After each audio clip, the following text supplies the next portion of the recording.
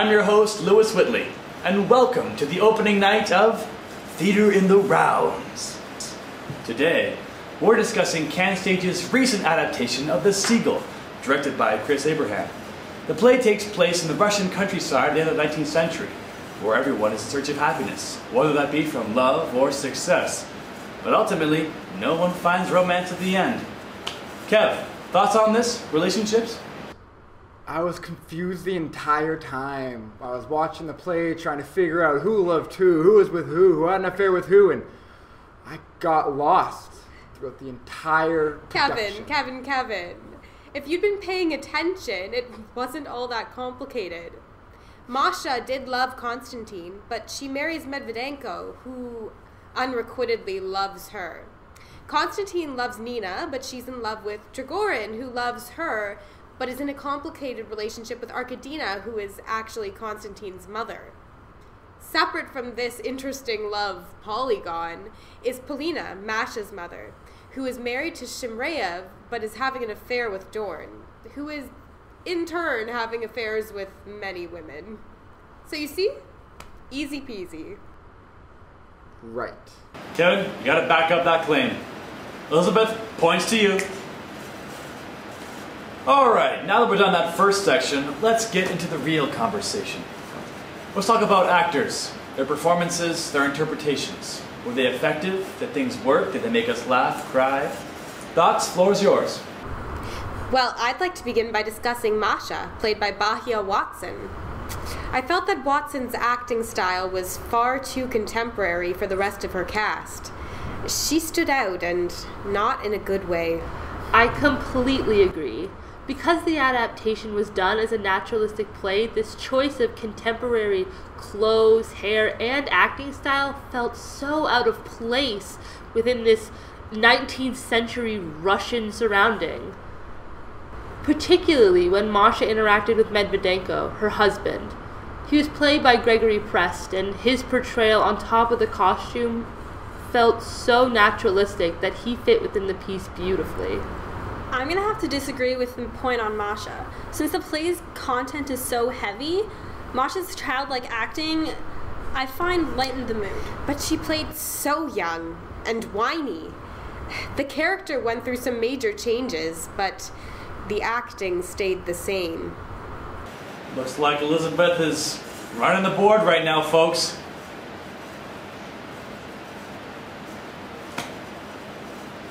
Hello? People, let's talk about our lead, Christine Horn playing Nina. Thoughts? Anyone? Well, I thought Horn was perfectly suited to the role of Nina. She conveyed an emotional force accentuated by the fragility of her physical appearance. Yeah, but she took her final monologue very slowly and was overly self-indulgent. It's true, Jen. I'll have to give it to you there. Trigorin, anyone? Tom Rooney played the role well, but he was just too old to be an effective or convincing Trigorin. The text specifically refers to him as being a rather young man, and Rooney was definitely not. But Rooney displayed the power needed to convincingly portray a character like Trigorin. Casting a young actor would have definitely taken away from that power. I'm going to have to agree with Elizabeth. Did you know that the average age of someone playing Trigorin is 26? If Trigorin was younger, it would have contrasted too strongly with the powerful Arkadina. Her throwing herself at a 26-year-old would have diminished her power. Kevin, what are you thinking? Let's talk about Arkadina.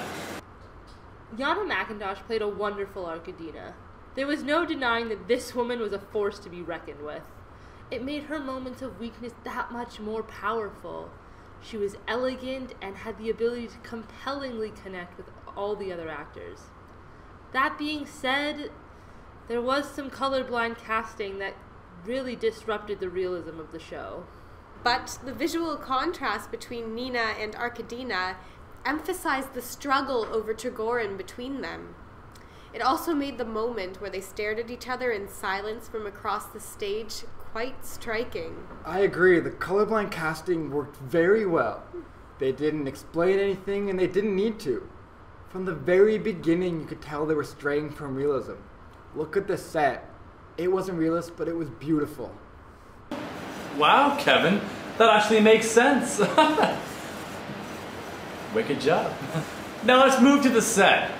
Let's talk about the set design by Julie Fox. The set design had a total absence of realism, and we were consistently reminded that we were watching a play with the plywood planks against the wall and the glowing emergency sign being used by the actors. Exactly, Jen. I don't think classic Chekhovian theater called for full-scale trees in the middle of the dining room. Designer Julie Fox's set really lived between the worlds of contemporary and naturalistic theater. And there were some major inconsistencies with the costumes as well. Masha was dressed like a 90s goth. I mean, I understand the stray from realism, but some consistency would be nice. Arkadina had some costume faux pas too. That 70s blouse and the belt that sat where no belt has ever sat before. Seriously, how did it do that? Let's talk about sound, shall we? Thomas Ryder Payne, sound designer of the show, and his soundscapes. Let's talk about it. Well, from where I was sitting in the audience, you could hear the actors before they came on stage. It really allowed us to feel like we were immersed in the world of the play. But from where I was sitting on the opposite side, I couldn't hear any of that. That's too bad. Another key aspect of the sound that I loved was the decision to place the speaker for the wind outside of the back door. It really reinforced the world of the play beyond the stage. I agree with you 100%, but when they closed the door, the wind volume stayed the exact same. Major misstep on their part. And that gunshot. I understand that it has to be loud, but not loud enough that it leaves my ears ringing. I could tell that the effect of applause during one of the transitional sequences left some audience members Kevin confused. But I thought it was an interesting interpretation of Nina's tour across European stages, if not a bit too drawn out. Oh, I don't know about you, but my ears are ringing. Let's talk about the lighting design by Kimberly Pertell. I absolutely loved the lighting. It felt so natural for every space that they got to produce, especially for the lake in Constantine's play. It rippled against the back wall and had these beautiful blue tones and, well, blew me out of the water. In the outdoor sequences, like when they were lounging on the grass, the lighting was beautiful and felt very authentic. And at the beginning of the second act, the way the light shined so brightly through the windows, it caught my eye in the best kind of way. Speaking of windows, I didn't even mind being able to see the car light shining through the window, because we were already reminded that we were watching a play by the set. And with all these fantastic things, there was one issue I had. There were often times where actors got caught in shadows of other people and lights, and I couldn't see their faces. A couple more front lights would have done wonders for the show.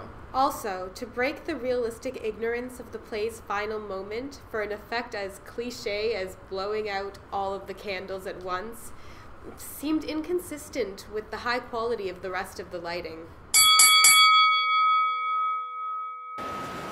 Kevin, Jen, you just got upstaged. It's time for your curtain call.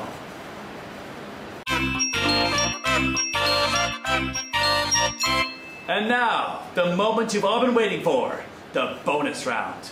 It's time for the encore with Oriana Maroney and yours truly, Elizabeth Amos. Elizabeth, you're on the clock. Go! Overall, Crow's Theatre, in association with CanStage, really produced an exceptional show. They took a lot of risks, some of which paid off and some of which didn't, but I was really pleased with the end result. Oriana, your turn. Go. I think the show overall was ambitious, and some of it succeeded, like Elizabeth said, but I think that overall they maybe missed the mark. There was a lot of inconsistency with what I thought was going to be a naturalistic play. I commend the effort, and you're out of time! That's all we have for tonight, folks. Thanks for joining us for Theater in the Rounds. Elizabeth, congratulations, you're our first winner.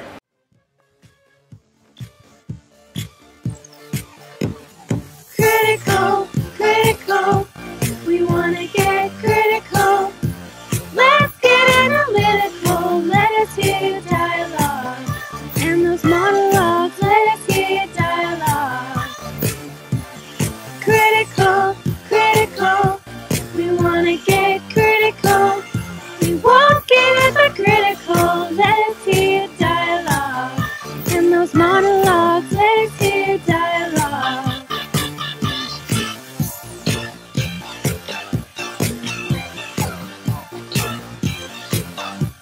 We wanna get